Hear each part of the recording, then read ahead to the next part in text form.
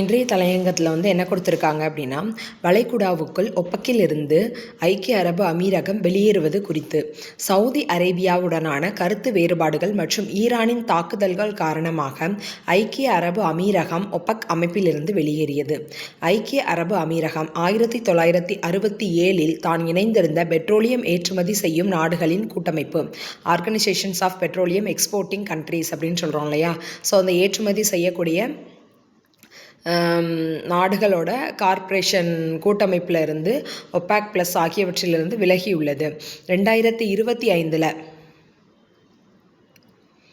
Saudi Arabia மற்றும் ஈராக்குக்கு பிறகு இது ஒபாக்கின் 4வது பெரிய உற்பத்தியாளராகவும் ஒரு நாளைக்கு 3.12 மில்லியன் பீப்பாய்கள் மற்றும் 3வது பெரிய ஏற்றுமதியாளராகவும் ஒரு நாளைக்கு 2.88 மில்லியன் பீப்பாய்கள் இருந்தது.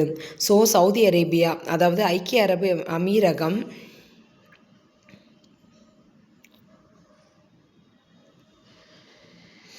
ஐக்கிய அரபு அமீரகம் 1967 தான் இணைந்திருந்த பெட்ரோலியம் ஏற்றுமதி செய்யும் நாடுகளின் கூட்டமைப்பு ஒபாக்னு சொல்கிறோம்ல, organisation of petroleum exporting countries corporation. அந்த இதுலேருந்து விலகியிருக்காங்க. ஒபாக் ப்ளஸ் இந்த ரெண்டுலேருந்துமே விலகியிருக்காங்க. 2025 சவுதி அரேபியா ஈராக்குக்கு பிறகு இது ஒபாக்கில் 4வது பெரிய உற்பத்தியாளராகவும் ஒரு நாளைக்கு 3.12 மில்லியன் பீப்பாய் உற்பத்தி பண்ணுது. 3வது பெரிய ஏற்றுமதியாளராகவும் 2.88 மில்லியன் பீப்பாயை ஏற்றுமதி பண்ணிடுது. அதோட தேவை போக 2.88 மில்லியன் இந்த ஐக்கிய அரபு அமீரகம் அப்படிங்கிறது ஏற்றுமதி பண்ணக்கூடியதாக இருக்குது. கூட்டமைப்பின் ஆதிக்கம் செலுத்தும் உற்பத்தியாளரான சவுதி அரேபியாவால் பெருமளவில் விதிக்கப்பட்ட உற்பத்தி தடைகளிலிருந்து தங்களை விடுவித்து கொள்ளவே அமீரகத்தின் தெளிவாக முயன்றனர். அதாவது கூட்டமைப்பின் ஆதிக்கம் செலுத்தும் உற்பத்தியாளராக இருந்தது சவுதி அரேபியா. சவுதி அரேபியாவால் பெருமளவில் விதிக்கப்பட்ட உற்பத்தி தடைகளிலிருந்து தங்களை விடுவித்து கொள்ளவே அமீரகத்தினர் தெளிவாக முயன்றனர். கணிசமான உபரி உற்பத்தி திறனை கொண்டுள்ளதால் ஏற்றுமதியை அதிகரிப்பதற்கான தன்னாட்சியுடன் இருப்பது தங்களுக்கு சாதகமாக இருக்கும் என்று அமீரகத்தினர் நம்புகின்றனர். கணிசமான உபரி உற்பத்தி திறனை அவங்க கொண்டிருக்காங்க. அதனால ஏற்றுமதியை ஆதரிப்பதற்கான தன்னாட்சியுடன் இருப்பது தங்களுக்கு சாதகமாக இருக்கும் அப்படின்னு அமீரகத்தினர் சொல்கிறாங்க. ஈரான் மீதான அமெரிக்க இஸ்ரேல் தாக்குதல்களை தொடர்ந்து வரலாற்றில் எண்ணெய் விநியோகத்தில் ஏற்பட்ட மிகப்பெரிய இடையூறான ஹெர்முஸ் ஜலசந்தி நடைமுறையில் மூடப்பட்டதால் தற்போது இந்த திறன் கட்டுப்படுத்தப்பட்டுள்ளது.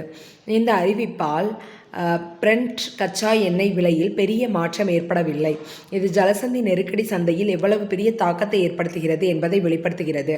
ஆனால் ஜலசந்தியை மீண்டும் திறப்பதன் மூலமாகவோ அல்லது ஹெர்முஸை தவிர்த்து ஒரு குழாய் வழியாக அதிக கச்சா எண்ணெயை அனுப்புவதன் மூலமாகவோ ஐக்கிய அரபு அமீரகம் இந்த நெருக்கடியை சமாளித்தவுடன் அதன் உற்பத்தியை ஒரு நாளைக்கு சுமார் 10 லட்சம் பீப்பாய் வரை உயர்த்த முடியும் என்று ஆய்வாளர்கள் மதிப்பிடுகின்றனர்.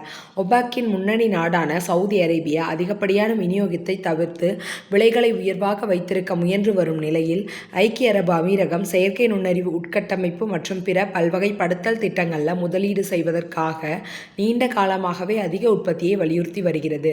வளைகுடா எண்ணெய் மற்றும் இராணுவ வசதிகள் மீதான ஈரானின் ஏவுகணை மற்றும் ஆளில்லா விமான தாக்குதல்களுக்கு பதிலளிப்பதில் கூட்டமைப்பு முழுவதும் ஒருங்கிணைப்பு இல்லை என்று ஐக்கிய அரபு அமீரகம் கருதுவதால் ஏற்படும் விரக்தியும் அதன் நடவடிக்கையில் வெளிப்படையாக கூறப்படவில்லை.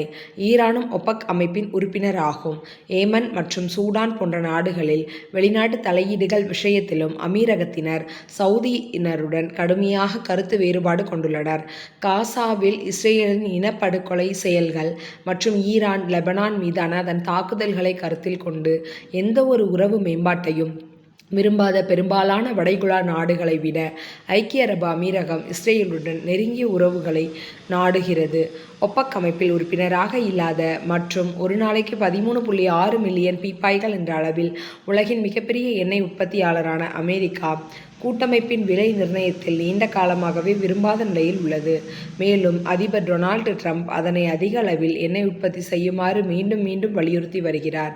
வாஷிங்டனுடன் கூட்டணி அமைப்பது அதன் உற்பத்தி மற்றும் குழாய்வழி திட்டங்களுக்கு பயனளிக்கும் என்று ஐக்கிய அரபு அமீரகம் கணக்கிடுகிறது.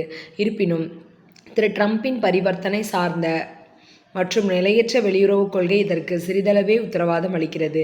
ஐக்கிய அரபு அமீரகத்தின் வெளியேற்றம் ஒரு கட்டமைப்பு சிக்கலையும் பிரதிபலிக்கிறது. 2025 உலகளாவிய கச்சா எண்ணெயில் ஒப்பக்கின் பங்கு 36.7% குறைந்தது. மேலும் ஹெர்முஸ் மூடப்பட்டதால் குறுகிய காலத்திற்கு விலை நிர்ணயிக்கும் அதிகாரம் அமெரிக்க உற்பத்தியாளர்களிடம் சென்றுள்ளது.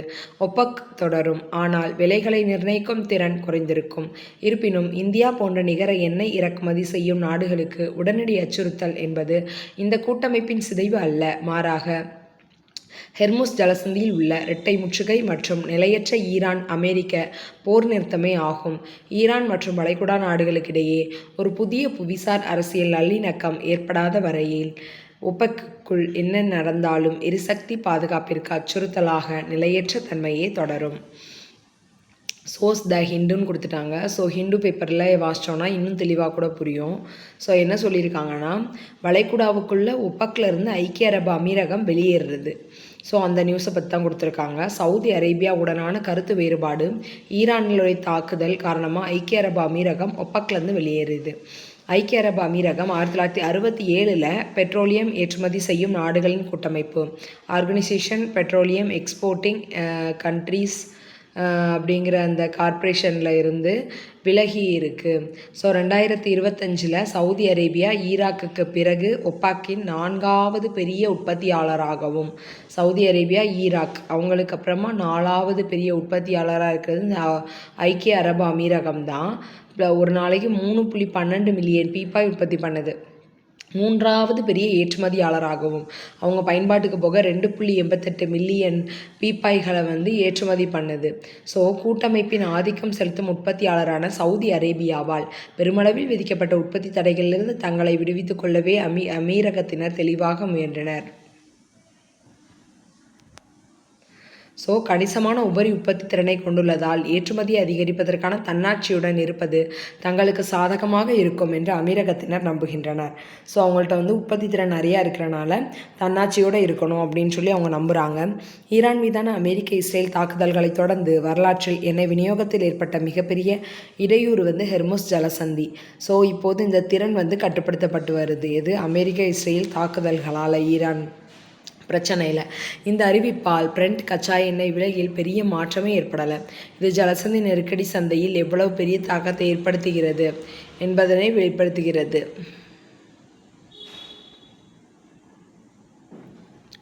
ஆனால் ஜலசந்தியை மீண்டும் திறப்பதன் மூலமாகவோ அல்லது ஹெர்முஸை தவிர்த்து ஒரு குழாய் வழியாக அதிக கச்சா எண்ணெய் அனுப்புவதன் மூலமாகவோ ஐக்கிய அரபு அமீரகம் இந்த நெருக்கடியை சமாளித்தவுடன் அதன் உற்பத்தியை ஒரு நாளைக்கு சுமார் 10 லட்சம் பீப்பாய்கள் வரை உயர்த்த முடியும் என்று ஆய்வாளர்கள் மதிப்பிடுகின்றனர். ஒப்பக்கின் முன்னணி நாடான சவுதி அரேபியா அதிகப்படியான விநியோகத்தை தவிர்த்து விலைகளை உயர்வாக வைத்திருக்க முயன்று வரும் நிலையில் ஐக்கிய அரபு அமீரகம் செயற்கை நுண்ணறிவு உட்கட்டமைப்பு மற்றும் பிற பல்வகைப்படுத்தல் திட்டங்களில் முதலீடு செய்வதற்காக நீண்ட காலமாகவே அதிக உற்பத்தியை வலியுறுத்தி வருது. வளைகுடா எண்ணெய் மற்றும் இராணுவ வசதிகள் மீதான ஈரானின் ஏவுகணை மற்றும் ஆளில்லாத விமான தாக்குதல்களுக்கு பதிலளிப்பதில் கூட்டமைப்பு முழுவதும் ஒருங்கிணைப்பு இல்லை என்றும் ஐக்கிய அரபு அமீரகம் கருதுறதுனால அதன் மேலே ஒரு விரக்தியோ இந்த நடவடிக்கைகளில் அது வெளிப்படையாக சொல்லாட்டானாலும் ஈரானும் ஒப்பக் அமைப்போட ஒரு உறுப்பினராக தான் இருக்குது. ஏமன், சூடான் போன்ற நாடுகளில் வெளிநாட்டு தலையீடுகள் விஷயத்திலும் அமீரத்தினர் சவுதியுடன் கடுமையாக கருத்து வேறுபாடு கொண்டுள்ளனர்.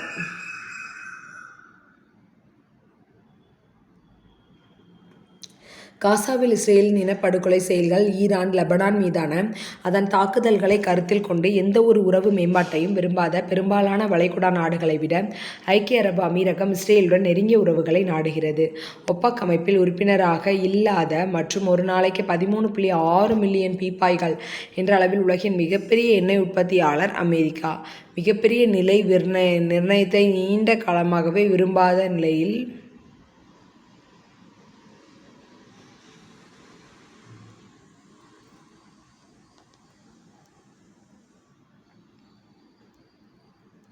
மேலும் அதிபர் டொனால்ட் ட்ரம்ப் அதனை அதிக அளவில் எண்ணெய் உற்பத்தி செய்யுமாறு மீண்டும் மீண்டும் வலியுறுத்தி வருகிறார். எதை? அமெரிக்காவை. வாஷிங்டனுடன் கூட்டணி அமைப்பது அதன் உற்பத்தி மற்றும் குழாய்வழி திட்டங்களுக்கு பயனளிக்கும் என ஐக்கிய அரபு அமீரகம் கணக்கிடுகிறது. இருப்பினும் திரு ட்ரம்பின் பரிவர்த்தனை சார்ந்த நிலையற்ற வெளியுறவு கொள்கை இதனை சிறிதளவு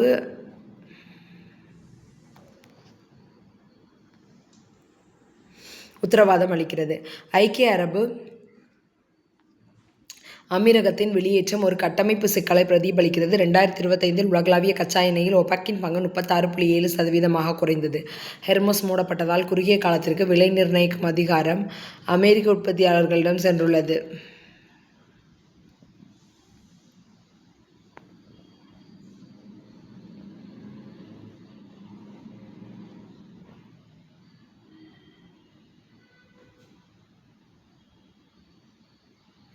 ஸோ ஒப்பக் தொடரும். ஆனால் விலைகளை நிர்ணயிக்கும் திறன் குறைந்திருக்கும். இருப்பினும் இந்தியா போன்ற நிகர எண்ணெய் இறக்குமதி செய்யும் நாடுகளுக்கு உடனடி அச்சுறுத்தல் என்பது இந்த கூட்டமைப்பின் சிதைவு அல்ல. மாறாக ஹெர்முஸ் ஜலசந்தியில் உள்ள இரட்டை முற்றுகை மற்றும் நிலையற்ற ஈரான் அமெரிக்க போர் நிறுத்தமே ஆகும். ஈரான் மற்றும் வளைகுடா நாடுகளுக்கிடையே ஒரு புதிய புவிசார் அரசியல் நல்லிணக்கம் ஏற்படாத வரையில் ஒப்பக்கில் என்ன நடந்தாலும் எரிசக்தி பாதுகாப்புக்கு அச்சுறுத்தலாக நிலையற்ற தன்மை தொடரும் அப்படின்னு சொல்லி முடிச்சிட்டாங்க.